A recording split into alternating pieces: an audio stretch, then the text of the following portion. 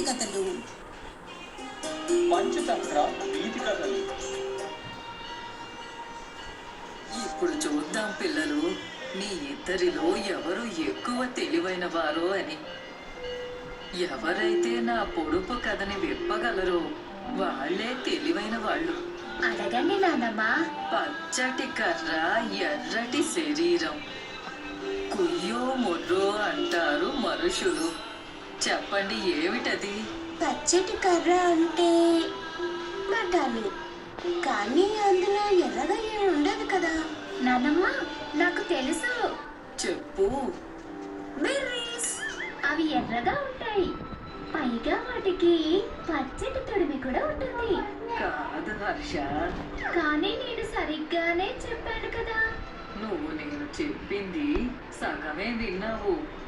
నా పొడుపు కథ ఏమిటంటే, పచ్చటి కర్ర, ఎర్రటి శరీరం, కుయ్యో ముర్రో అంటారు మనుషులు. కుయ్యో మొర్రో అంటారు మనుషులు.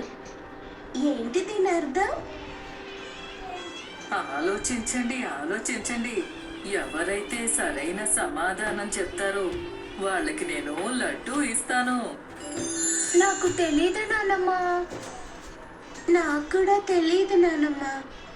పచ్చటి కర్ర, ఎర్రటి శరీరం, కుయ్యో ముర్రో అంటారు మనుషులు.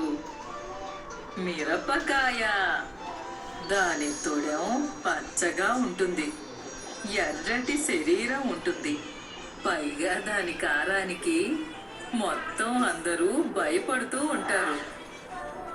అదే అవును. ఇది విప్పటం చాలా కష్టంగా ఉంది నానమ్మ. సరే, నేను మీ ఇద్దరికి ఒక తెలివైన వ్యక్తి కథ చెప్తాను. మాట్లాడకు. అతని పేరేంటంటే వెంకటేష్ స్వామి. ఎన్నో ఏళ్ల క్రితం వెంకటేష్ స్వామి దక్షిణ భారతదేశంలో గ్రామంలో ఉండేవాడు. అదే గ్రామంలో భీమా అనే ఒక రైతు ఉండేవాడు. అతనికి ఒక చిన్నపాటి పొలం ఉండేది. భీమా తన పొలంలో చాలా కష్టపడేవాడు. కానీ అతనికి ఉన్న అతిపెద్ద సమస్య ఏంటంటే పొలానికి నీళ్లు పట్టడం. అతను గ్రామంలోని చెరువు నుంచి నీళ్లు పోగు చేసి తన పొలం వరకు తీసుకువస్తూ ఉండేవాడు. ఈ విధంగా అతను రోజంతా ఎంతో కష్టపడాల్సి వచ్చేది. భీమా పక్కింట్లో కోళ్లు పెంచుకునే ఒక వ్యక్తి శంకర్ అని ఉండేవాడు. శంకర్ కోళ్లని పెంచుతూ కోడిగుడ్లు అమ్ముకునేవాడు.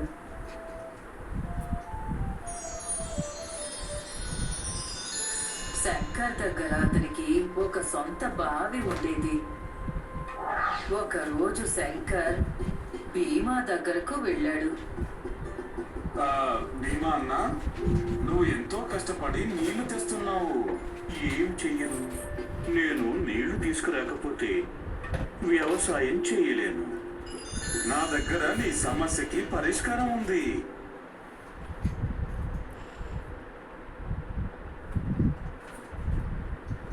ఎవరు అట్లా పెట్టింది? పెట్టు కన్నయ్య. మంచి విషయం. బావికి బదులుగా నీకు ఎంత డబ్బు కావాలి? 200 నాణాలు. సరే, నేను ఇప్పుడే తెస్తాను. భీమా డబ్బులు తెచ్చి శంకర్కు ఇచ్చేశాడు. ఈ రోజు నుంచి ఈ బావి నీదైపోయింది. ధన్యవాదాలు శంకర్. తర్వాత రోజు భీమా చాలా సంతోషంగా తన కొత్త బావి దగ్గరికి నీళ్లు తెచ్చుకోవడానికి వెళ్ళాడు. అతను బొక్కెన లోపల వేసి నీళ్లు తోడబోయాడు. అప్పుడే శంకర్ వచ్చి, నువ్వేం చేస్తున్నావు? నేను నా బావి నుంచి నీళ్లు తోడుకుంటున్నాను. ఈ బావి నీదే అయి ఉండొచ్చు, కానీ నీళ్లు మాత్రం నావి. ఏమిటి శంకర్ నువ్వు మాట్లాడేది? నిన్న నువ్వే కదా నాకు ఈ బావిని అమ్మావు. నేను నీకు బావిని అమ్మాను, నీళ్లు కాదు. నువ్వు నీళ్ల కోసం వేరుగా డబ్బులు ఇవ్వాల్సి ఉంటుంది. ఇది చాలా అన్యాయం. వెళ్ళు వెళ్ళు, వచ్చాడు పెద్ద. భీమా చాలా నిరాశపడ్డాడు. అతను ఊరిలో ఒక చెట్టు కింద నిలబడి ఏడవసాగాడు.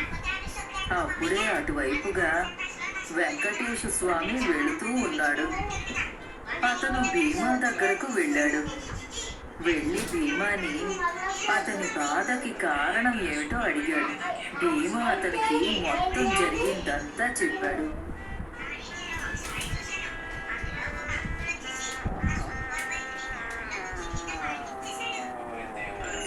ఓహో, ఇంత చిన్న విషయానికా? వెంకటేష్ గారు, నా డబ్బులు పోయాయి, మీరేమో ఇంత చిన్న విషయం అంటున్నారు. అయినా ఇది మీకు చిన్న విషయంలా అనిపిస్తుందా?